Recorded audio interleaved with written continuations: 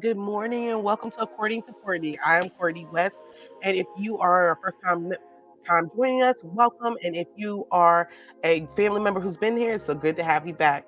Here on According to Courtney, we come to gain some knowledge and to always fill your cup. Here we go over different subjects such as mental health, Black maternal health, how to fill your cup, sex, and everything in between.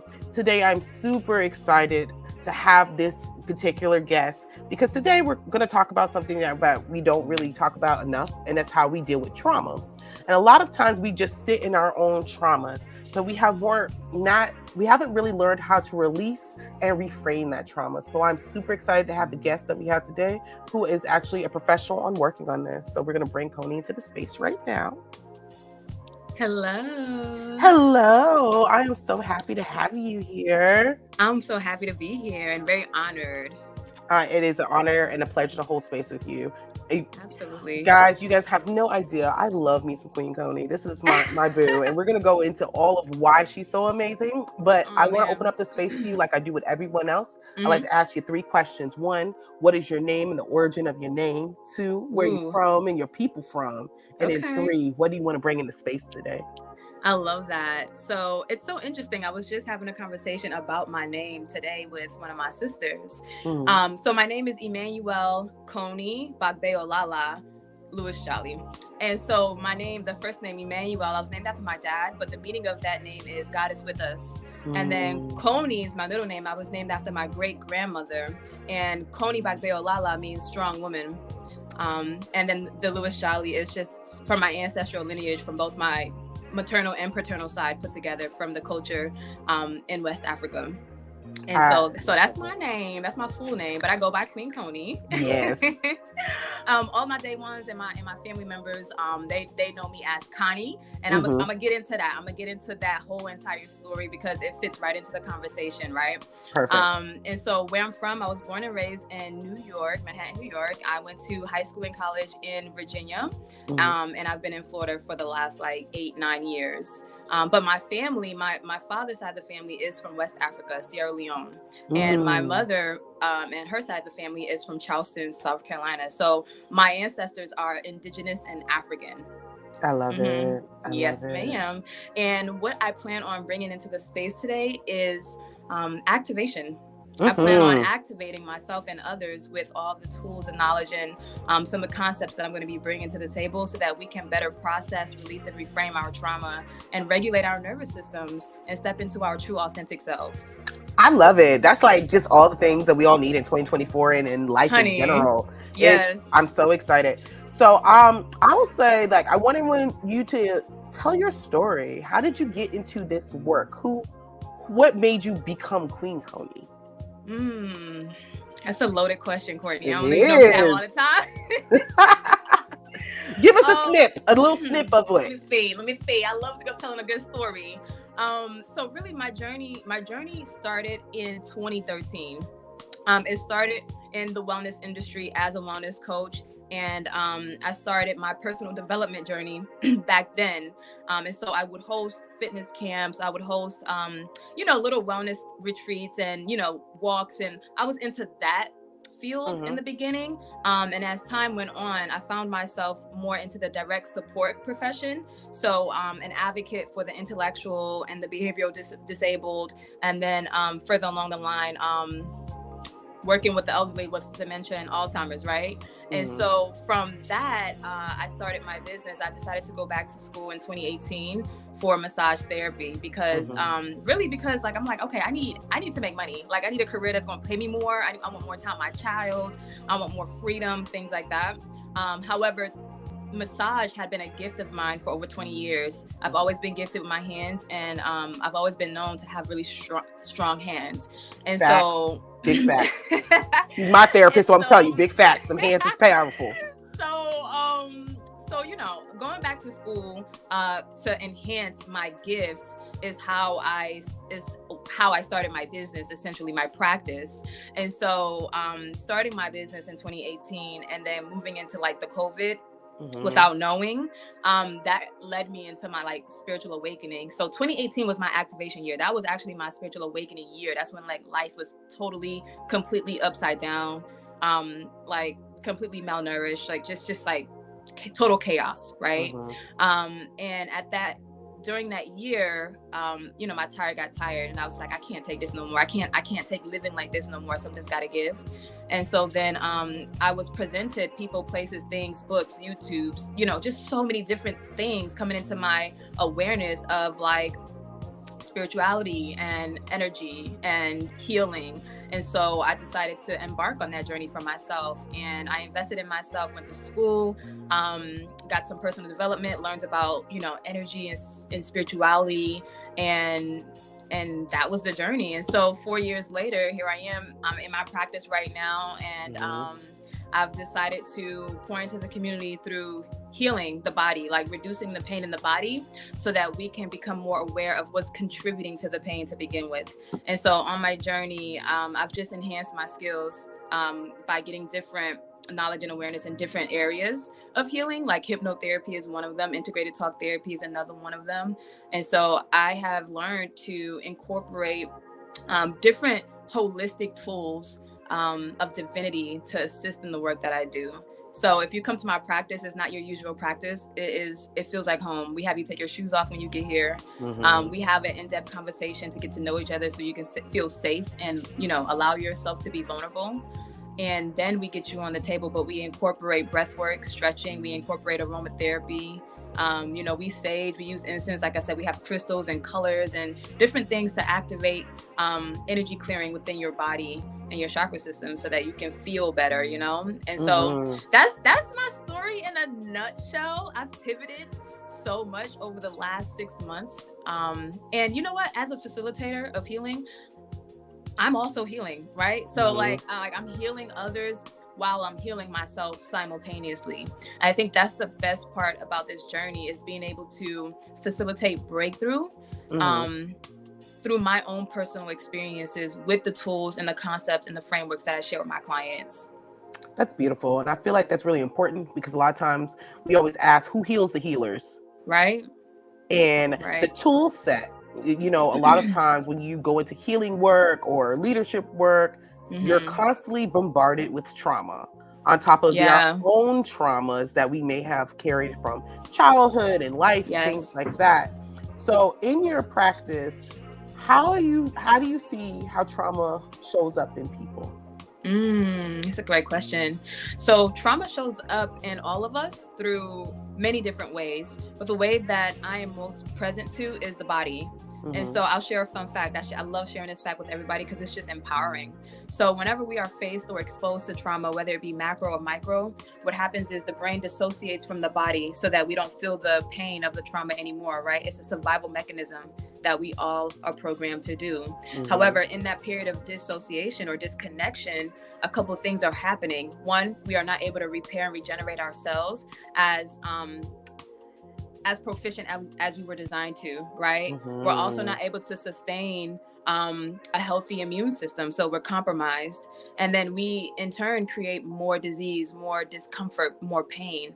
And so when you have that exposed trauma and that information in your body and it's unprocessed, meaning like you don't have any awareness that the trauma exists in your body, or you don't remember the trauma, right? You haven't acknowledged it. And then you also have the emotions from that trauma, the feelings and the sensations that you actually went through during that time is also trapped in your body, right? So you have the unprocessed information, you have the emotions that are also stored in the body. And now those are contributing to the manifestation of pain, like chronic pain, chronic emotional and physical pain. So oftentimes, I mean, people come in, I can feel and see the trauma based off the words that are coming out of their mouth, because oftentimes it's always in the story that we tell. And then I can see it in the body. Like I can literally see where the body is holding tension. Like it could be a raised shoulder, or it could be like an imbalance of, you know, how you're holding your body. And it just shows that, oh, there's an imbalance, or there's tension, or there's congestion, there's stress here.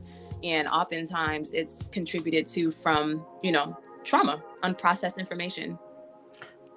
So true, because a lot of people, you'll see them and it's like, oh, I got this crick in my neck, or my back hurts all the time, or my shoulders are always tight, or always having GI issues. That's a big one.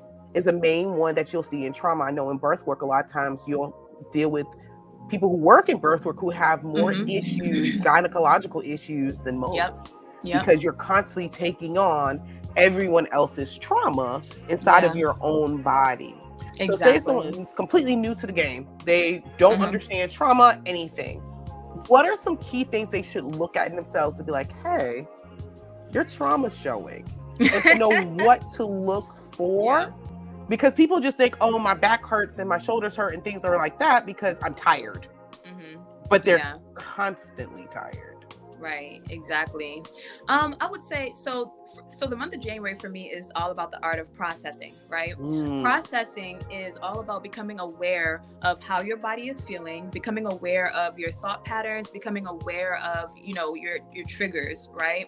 But then it's also acknowledging your behavior, your contribution, your participation in the story that you're telling, right? Like if you're in constant pain, what are you doing to contribute to that pain, or what aren't you doing to contribute to the pain? Because oftentimes your behavior is being fueled by the deeper core rooted belief systems and your thoughts, right? And then observing, like just taking an observation or an aerial view of everything that's happening without judgment, right? Without criticizing it, just like stating the facts, and then making choices to move in a way that is going to support a regulated nervous system or support reducing your pain. So those four attributes right there to me is like, that is the bulk of processing. So anyone that's new to the game and that's like in constant pain is like, oh, I don't have trauma, or don't even know that trauma exists. I would say that, like, when's the last time you were triggered? Like, when's the last time your nerves mm, were sparked, right? Like, when's the last time you felt offended? I would ask those type of questions, because that is how you know, like, that's trauma. Like, you know what I mhm. mean? Like, there's trauma contributing to that. And oftentimes, the most beautiful part about like talk therapy is that the subconscious and the unconscious parts of yourself will literally give the tea. You won't even be aware of what you're saying, but I you will tell completely it. see that. You will get it out in the story, and then usually I would just reiterate what I'm hearing, like Hmm. verbatim out of their mouth, and then them hearing what they're saying. What they're saying will kind of click. Like, oh wow, like I never heard it that way, because you can't see past what you're in. It's like you're wearing the glasses, but you're looking through the frames. You're looking through the frame of your pain, and so you don't Hmm. see the frames on your face. You don't see all the other contributing factors to the story oftentimes, because you're in the midst of it.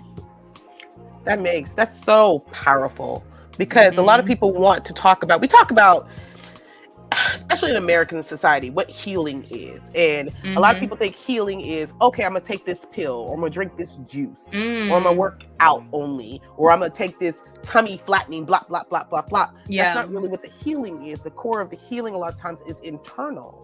Yeah. But a lot of people get so caught up, they don't know how to do it because they haven't gotten a lot of times the right tools.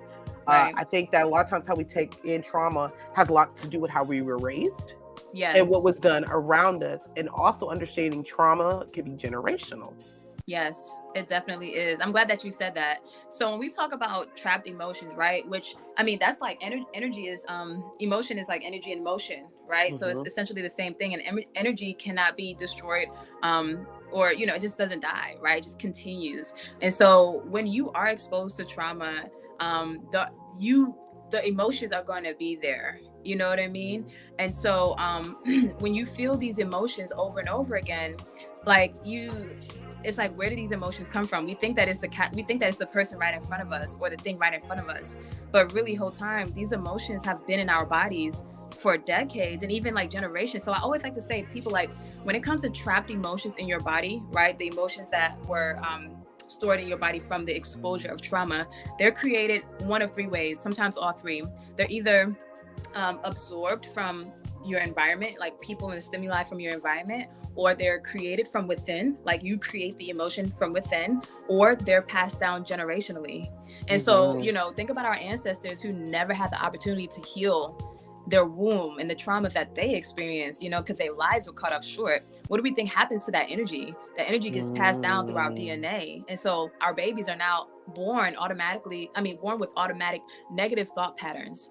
Hmm. You know what I mean? That take place Absolutely. in the womb. So yeah, And, that's my and take it's on it. but it's so powerful, and it's true, because a lot of Mm-hmm. times in birth work, what I see with parents and mothers, especially, I love to be able to get grandmothers and soon to be mothers in the same room. Mm. And what you unfortunately a lot of times you hear is negative, and the Mm. trauma response. And then a lot of times I have to go to the grandmother. It's like, why is your response this? What was your birth like? And they'll tell Wow. you how traumatic it was and how this and how this. And then I have to ask them then, do you want that for your daughter Wow. or for the birthing person? They're like, well, no. Well, if you don't want that for her or them, Right. why are you putting out nothing but trauma? It's like, I just want her to be safe.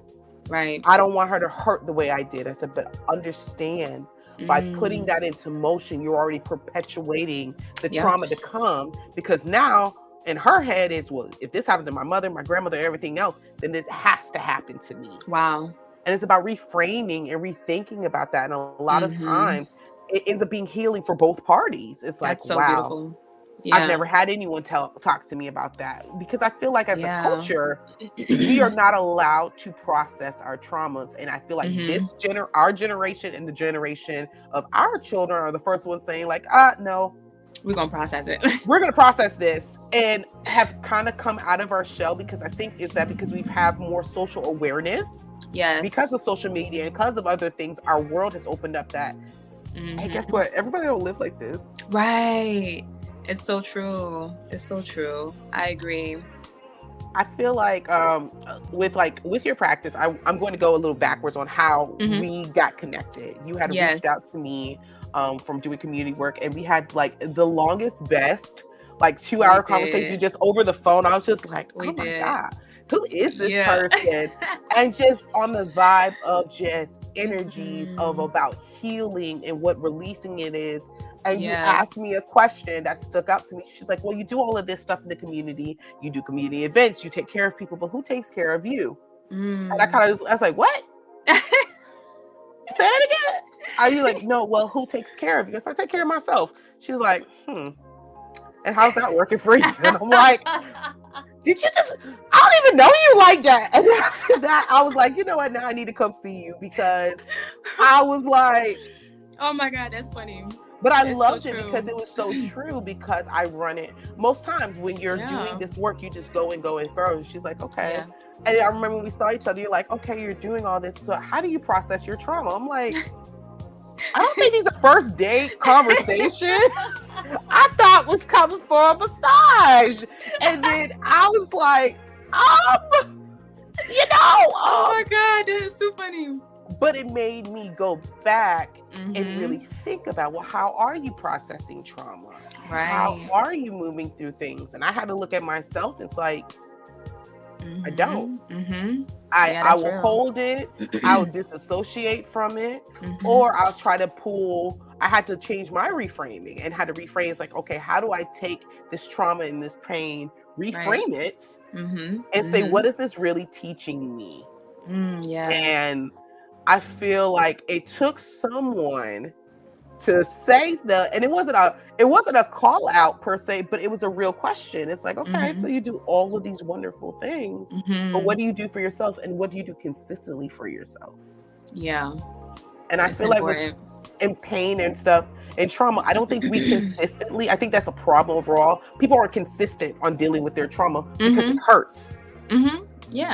Yeah, we can go into a whole nother 3-hour conversation on that. Listen. We're not going to touch on the fact that we're addicted to cortisol, right? We're addicted to the pain. It's a drug. Pain is a drug. And we all have very high tolerances of pain because of the decades of like programming and conditioning, right? Like we were born into this reality and through pain, right? And so, on this journey of healing, like we have to recognize that, we've been dealing with the pain far longer than we've been living without it. And so like we're going to find ourselves like itching and going back to it because it is an addiction. Like we're so used to feeling the pain and being in certain situations that perpetuate anxiety and depression. Like it's a coping mechanism almost, you know what I mean? Like it is. Yeah. It really is. So me asking you that question, so my intention of reaching out to you and other facilitators was to let you know that you have support, right? Because I discovered that like I may not be the one to serve the marginalized communities like I thought I was. But I am here to serve the leaders, those who are pouring into those communities, because who's pouring into us? Like, just because we're like the wounded healer, right? Like we were gifted, we were called to leadership. And so we don't need a full cup to facilitate breakthrough. However, Mhm. facilitating breakthrough with a fuller cup gives us more power and authority. You know what I mean? Like, we set the Absolutely. example for the person that we're healing to say, hey, like, I have strong boundaries. You know, this is self-worth. This is love. This is an act of love for myself, Mhm. and most importantly for God, for infinite source. Like, I'm a child of God. So how I Mhm. treat myself is a direct reflection how I treat God to me. That's how I feel Absolutely. about myself, right? So like, I greet myself, I call myself Queen Koni because that's me acknowledging my self-worth. I am royalty, and I had to work on that, right? Like, I had to increase my self-love because for many years I didn't love myself. For many years I didn't accept myself, right? And so I'll go Mhm. into the story of my name. This is like a beautiful like invitation. So you know, my name is pronounced Koni. Mhm. However, my sister, I don't know which sister it was, but my older sister was like, you know, she didn't like the pronunciation of my name. And so she started calling me Connie. And so, like, all my life, I grew up with like half my family calling me Connie and then half of them calling me Coney, right? But I Mhm. became ashamed because of her projection of my name. Mhm. I took on that projection and didn't like my name either, right? Without even Mhm. knowing like the impact that my name held. And so, you know, I got made fun of in school, you know what I'm saying? Like, I positioned myself to feel rejection, to feel, you know, all the lower vibrations that came with that. And so I was like, oh, Coney is Connie. My name is Connie. I shied away from it Mhm. until 2019. I met Jade, my partner in love, and you know, we're getting to know each other. So of course I'm letting her know what my name is, right? She knows that in school they're calling me Connie, but she's Mhm. like, you know, what's your name? Like, and I'm like, my name is Coney. It's really pronounced Coney. And I told her the same story, and she was like, I like Coney. I actually love Coney better, and I'm gonna call you Coney. I'm not calling you Connie because Coney is your name. You know, your name, that's your grandmother's name. Mm. Like, and she really like activated me in that moment. I'm like, wow, like I didn't realize how much I didn't love myself in that moment because I was so ashamed of my name because of what somebody else felt about it. And so that was the moment that I became Queen Coney, because I'm like, I'm going to honor myself. I'm going to honor my great grandmother who gifted me this power. You know what I mean? And Yeah. so, and so, yeah, I kind of like lost my track, but No, no, no. so You it's went exactly where it self-love. needed to go because that's Yeah. really powerful. Because I feel I want to know in your practice dealing with Black and Brown people, especially, how do you see them show up a lot of times when you reach your door?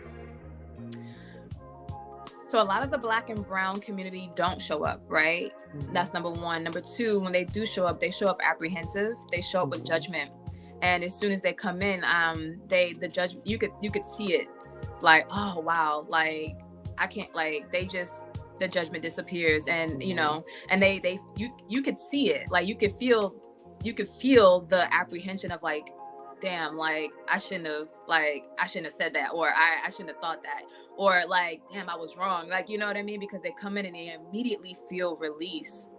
You know, they feel Mhm. releases, like they're immediately crying, or they're vulnerable, they're telling their story, right? And they're getting fed. You know what I mean? So it's a bittersweet experience dealing with the Black and Brown community, because I'm a Black woman, so I'm like, I'm here for y'all, like I'm your sister. You know what I'm Mhm. saying? But you rather trust a white person or white man, oh, before you trust your own sister, right? Because of the trauma that we've been exposed to as a community, as a collective. So And when they that's what come I want to here, hit on. Yep. yeah, It's it's a bittersweet, but it, like the ending of it is always so beautiful, because they come and they experience something that they never could have imagined experiencing from a Black woman in this field. I love it. So we're gonna put a pin in that right now because I want to come back to that because I feel like that's so powerful and important because we Mm-hmm. always go when it comes to trauma into healing. We never want to go Yes. to ourselves and our own people to Yeah. heal, but don't understand that comes from historical trauma Yeah. of being, the healers in Mm-hmm. our community being destroyed, being discredited, be put as Prosecuted. completely. They're witches, Mm-hmm. they're this, they're that. And if it's not Mm-hmm. in a mainstream, colonialist thought process, it Yeah. has to be wrong. Yeah. It's so true. Or they could be feeding the same information, but if it's a person who doesn't look like you, Yeah. you're willing to Yeah. take it. Yeah. So It's conditioning. it is conditioning. It's so conditioning. We're gonna go all through it, but we're gonna talk about how we're gonna fix it afterwards. But we're That gonna part. take a little break here and Troy's gonna come in with us. Alrighty. Great topics. We are going to talk about our blast artist. This blast artist, her name is Courtney. Wow. Let me try that again. That's not. I'm like, it's not me singing. It ain't me. I was like, okay. I was like, no. I got a lot of talents, baby. That ain't it. That ain't me. My bad. This blast artist is Kelsey Montanez, and this is called Let Me Love You. Let's check it out.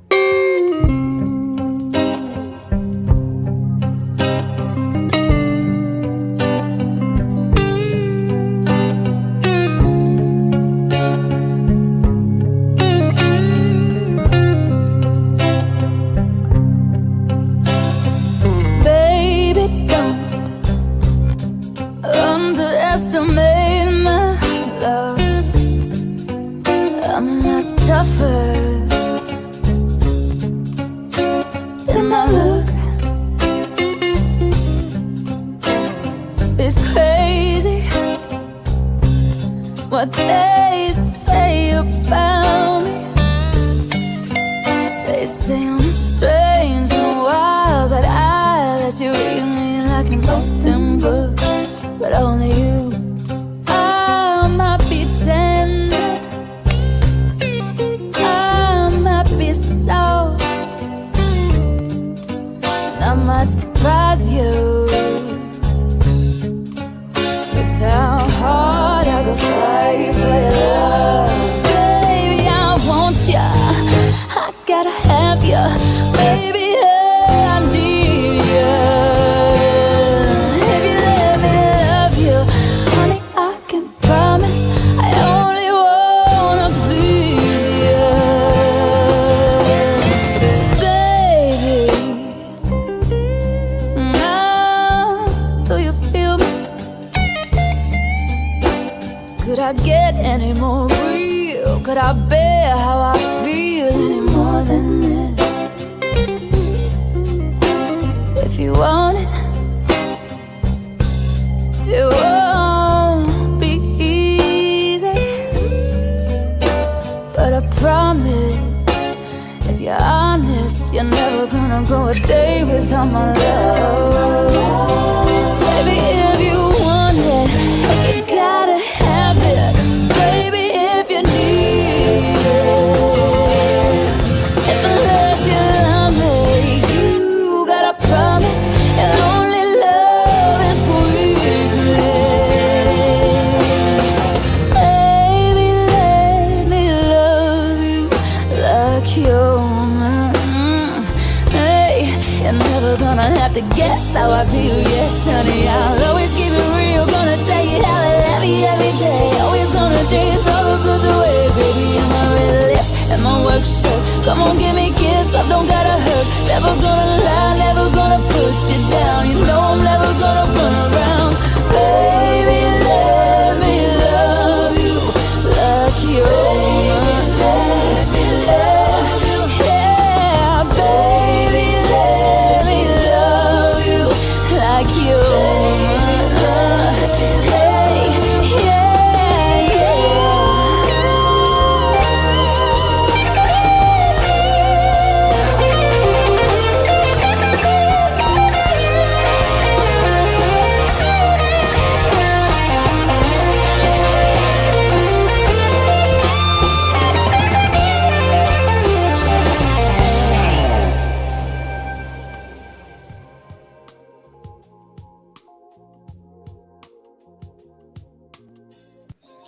Yes, Man, indeed. yes. And that is Kelsey Montanez with Let Me Love You. And if you are an independent artist or spoken word poet or upcoming comedian looking for some exposure, you can go to blastmusic247.com and register for free. But Blast is also looking for the fans. So if you're a fan of great music, you can go to blastmusic247.com, register to the unlimited fan registration, and you'll have access to voting. Most of all, our Blast playlist where you can collect all the music from the artists and listen to it in one spot. So again, that's blastmusic247.com, changing the industry one artist at a time. All right, ladies, back to you. Thank you. That was good. I'm gonna have to apply. I do Listen, poetry. it's so much fun. I absolutely love being part of the Blast family, and we have such a great array of all types of people. And I can honestly say, part of my trauma healing was starting this podcast. It I really love that. was.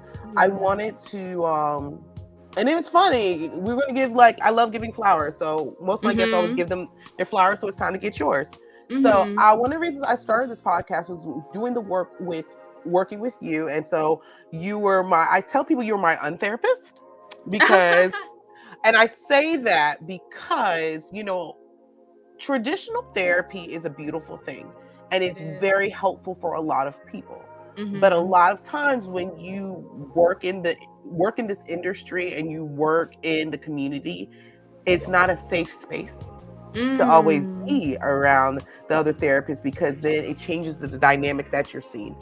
And so for Ah. me, having an untherapist that I can get physical work for along with talk therapy and everything else was a better fit for me.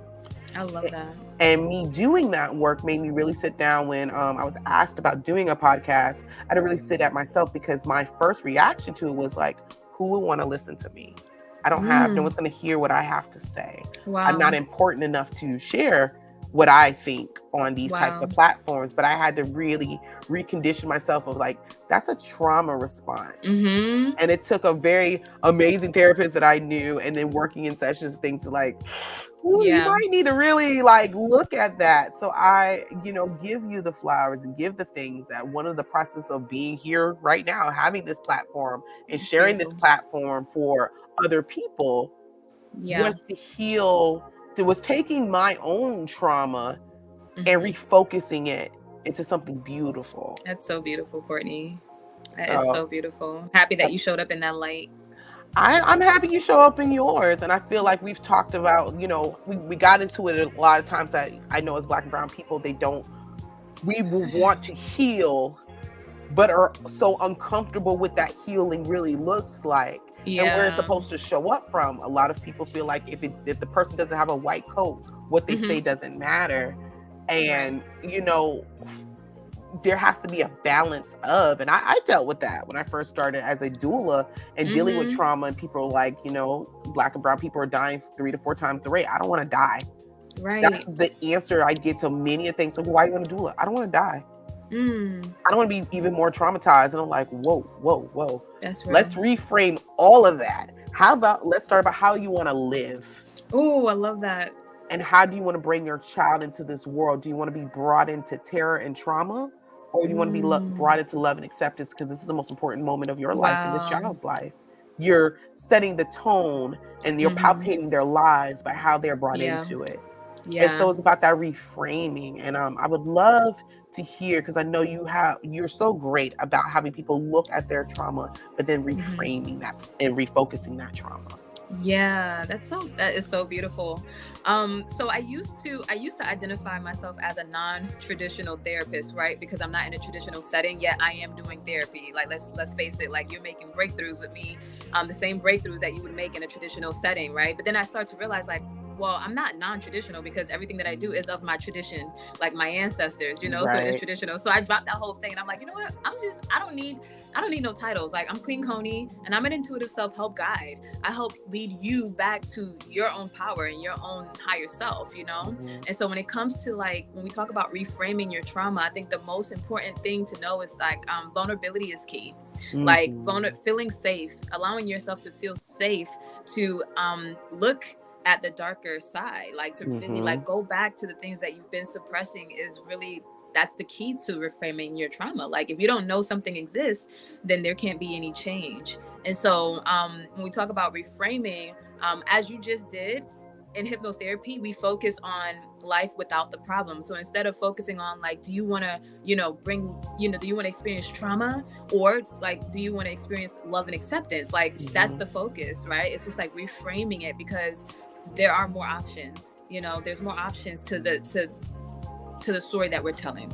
Mhm. And people don't know that at first because you're in it. You're just in it, and so it helps to be given that perspective or many perspectives that hey, you can think about it this way.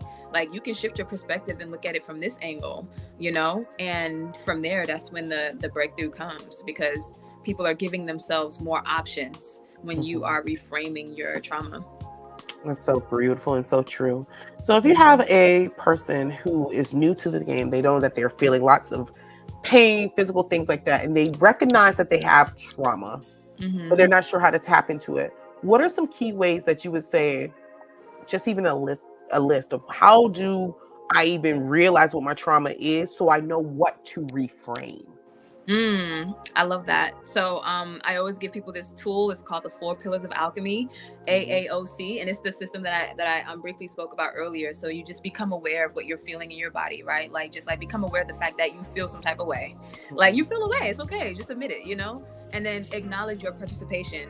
What led you to feeling some type of way? Did you answer that phone call? You know, was a boundary crossed? You know, like, did you not take care of yourself, nourish yourself? Did you not eat? Or, you know, are you not getting enough sleep? Like, acknowledge your participation. And then you are going to observe all the contributing factors. Like, just state all of what's going on without criticism. Like, it's okay if somebody hurt your feelings. Just state the fact that they hurt your feelings, whatever. And then after you have all the information, you are now going to choose how you want to move forward, right? Like you're going to be able to see so much more options after you take yourself through that process, and then you'll choose something that you can implement immediately. Like it has to be practical, it has to be very simple, something that is in alignment with how you want to feel, or something that's going to support a regulated nervous system, and then you do it immediately. What is like that sounds beautiful. And that's so true. What is something little? If someone's starting on their journey of like, okay, I want to work on myself every day.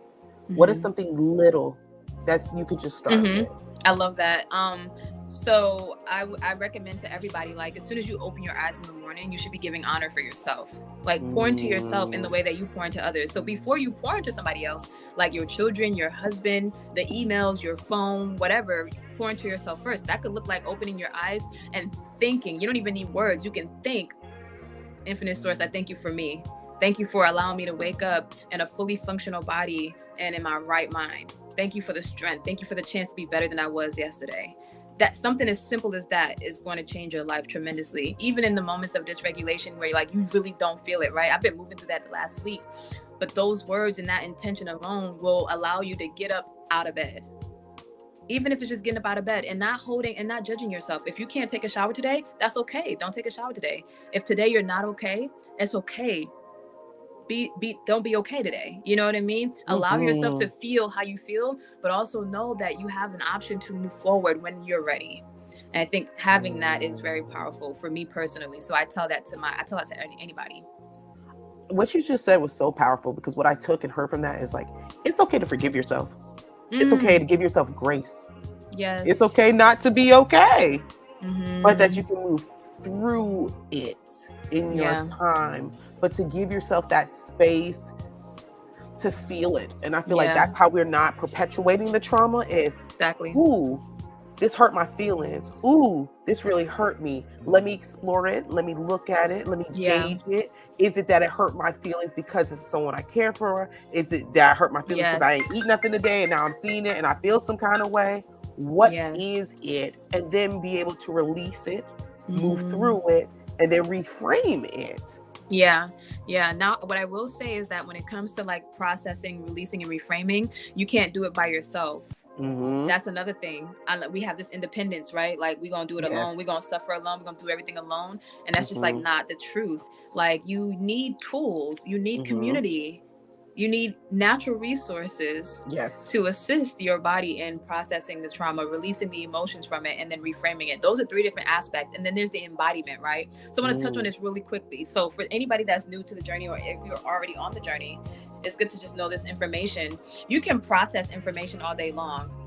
You can process information all day long, but guess what? The emotions from that processed information are still in your body. You need tools, techniques, you need assistance to get that out of your body. And there's a variety of ways that you can release emotions, right? You can cry, you can laugh, you can jump, you can tap, you can scream, you can punch, yell. I mean, there's so many different things. You can breathe. There's so many things, but you can process information all day long. You still have the emotions. Now you can release the emotions out of your body, but guess what? Now you have to reframe the negative thought patterns. So although you've processed a lot of information and although you have released a lot of emotions, you still have been living in an identity that has been living in the trauma for decades. So just because your body's regulated doesn't necessarily mean that your behaviors are changed all the way, because you Yes. still have same cycles going on, same limiting beliefs deep rooted, right? And so when it comes to the reframing, yeah, you may be able to reframe the information now, reframe your thought patterns, but now there's the embodiment of who God created you to be. Who are you now that you don't have this pain, right? And that's a whole nother journey of self-discovery, because now you have to discover the characteristics of who you are healed, and you have to embody those healthy habits. Meaning, if you're not doing this habit no more that was sabotaging you, then what are you doing? Right? If you're not scrolling mindlessly, this is my personal experience. If you're not scrolling mindlessly because you're dissociating, then what are you doing? I'm reading more books. I'm learning 2 languages, right? Like, I'm literally spending more time with my daughter. Like, I'm taking up space in other areas that I've always desired to take up space, but my old patterns and behaviors didn't allow me to, because it was just habitual, right? And so the embodiment aspect is a whole nother journey of discovery, because you don't know who you are. None of us do. We're literally coming out of programming and conditioning. We're finding out who we are without all of the societal projections on us, Oh, you just said so much there. I I did. love it. You did, but it's so fitting and it's so true. It's like you can't. I feel like also that is such a American construct of we're on these islands by ourselves. You're not to be with people and community, which is really not where we're from. We're not from that. You need people. We need community. You need to have someone to heal and touch and feel, so that you can feel whole. And I feel like we don't get enough of that. We don't hug each other enough. We don't hug each other long enough. We're supposed to hug each other for 12 seconds. I know. I was blown away when I read that. It's like, you're supposed to hold someone for 12 seconds and deep breathe with them. And if you're intimate with your partner, you're supposed to kiss them for 30 seconds. I said, that's a long time. That's a long time. That's a long time. Like, why I gotta suck your face this long? But I had to learn what it was the breathing and to looking at someone, because how it was put to me, because I read this book, it was on burnout. And it was like, when you hold your partner that close, you're only going to be that close with someone that you truly love and feel safe with. Yeah. And so take that time to breathe them in, to let them hold you and to kiss you for 30 seconds. And so I know even with my own partner, he said something to me about it. It's like, wow, you hold me so much longer. You kiss me so much longer. I really like that. Yeah. I was like, because it's a reconnecting, it's a healing piece of it, and a safety piece of it. And it's just it's learning. We don't know. I didn't know that. Right. I hadn't seen that. I wasn't raised with that. My family, like, we hugged and we kissed and we held, but our grandmother did that. My grandmother was a holder and kisser. But she did that because it was learning, because she never touched or held her children or kissed them or told them she loved them. Oh, wow. She didn't do that until she had grandchildren. Wow. And I asked her about it. I said, why don't you? I said, Mommy, why you always tell me you love me, but I don't see you say it to everyone else? She's like, well, when I was raised, my parents never told me they loved me. They showed me they loved me. I said, what did that look like? She's like, hard work. There's food on the table. You had clean clothes. They sew my clothes. They do my hair. So real. I said, but that's not. I said, but Mommy, that's what you're supposed to do. You're supposed to. I'm your child. You're supposed to do my hair. You're supposed to feed me. You're supposed to do those things. I said, but to love someone is to hold someone. Yeah. And I learned as a young kid. She said, so you tell me you want me to hold you more? I'm like, yes. Yes, I want you to hold me more. And then I remember being very little with the rest of us, like my younger grandkids, they don't know not being held by her. That was very the norm. And even with my mother and stuff, with my nephews and stuff, we just came from a family trip. Big old 34-year-old nephew is laid up in my mom's, crossed her lap in her bed, being held. Yeah. And why is that so important? Yeah, it's very important. I love that. Even with our children, right? Like, I hold my baby and kiss her all the time, every day. Every chance I get, we're hugging and swaying, and I'm kissing them cheeks, because that's just, it's healing. Like, we need it. And Jade and I do the same. We embrace each other. Even when I see my sisters, we're hugging. Like, we're hugging for a long time. We're not like just like church hugging and like dipping out. We holding each other. So it's true. I love that. I could definitely see with all three of my kids, with my daughters, because they're always like Mm-hmm. my 15-year-old hugs, kisses me every show, Exactly. before, in between. My little So one's cute. like, she's like, I need to cuddle right now. I need to recharge. I need a cuddle. I say, you need a cuddle recharge? She's like, yes, it's too much, especially when I need she's a just cuddle recharge. overwhelmed. She's like, Yeah. it's too much. I need to be cuddled. Someone hold me. It's a She lot. know. She know the vibes. She gonna get And right up under mama. I love it. And I feel like that's what we're teaching our children. So when they're Yeah. feeling something and the traumas are coming or things are like that, is that we are implementing into them the tools that it's Mhm. okay. It's okay. We're here for you, and we're going to Yes. run through it together. And Absolutely. that's how we make change. Yeah. I'm so happy you were here with us today. I want everyone to know Likewise. if they're loving the vibe, they're like, oh my God, Queen Koni is everything. I need this in my life. How do people find you?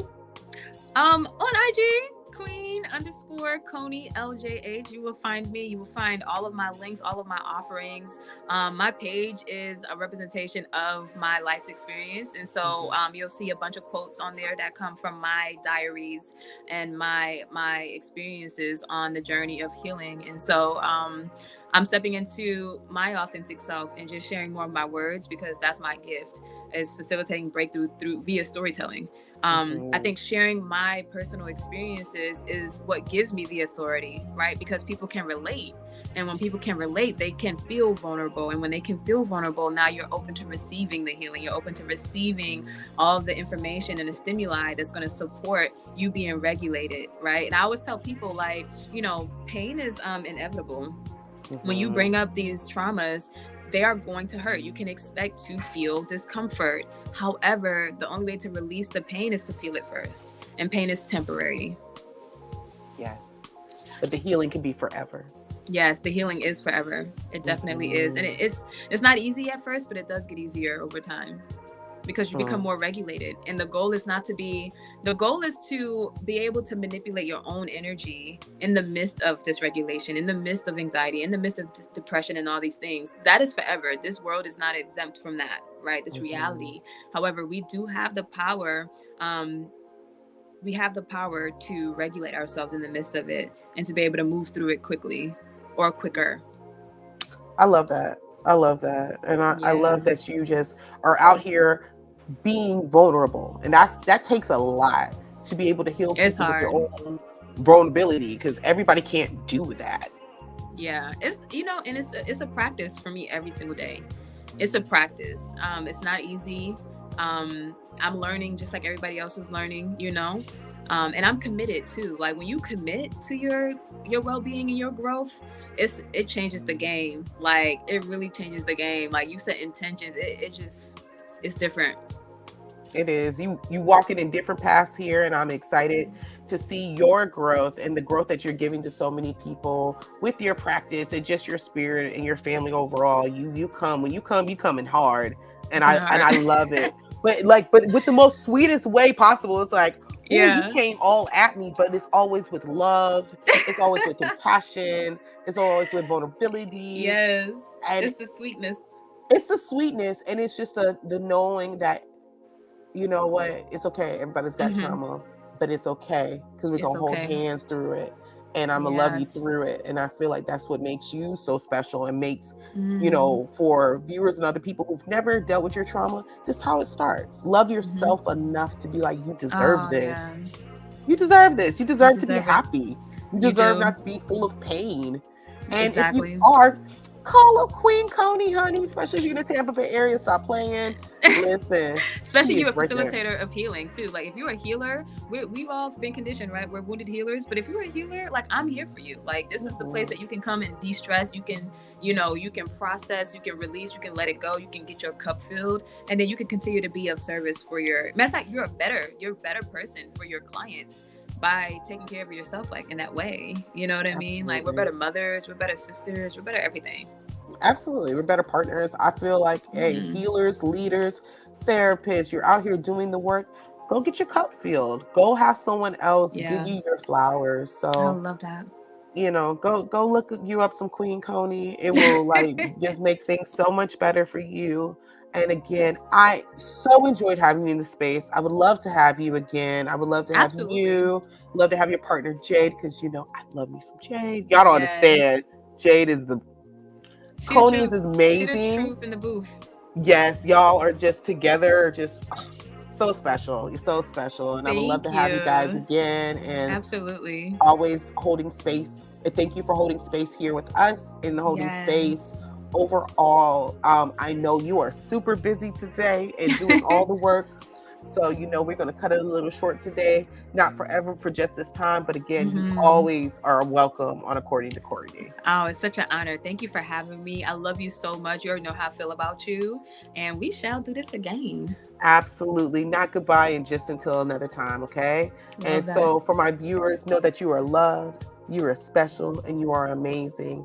Remember to fill your cup, because if you're not filling your cup, who else is going to fill it? And if you need Mhm. help, come every Saturday at 10 a.m. and know that I'm here to help you fill your cup. So thank you. Yay. Until next time, you guys take care, okay? Peace. Bye, you guys.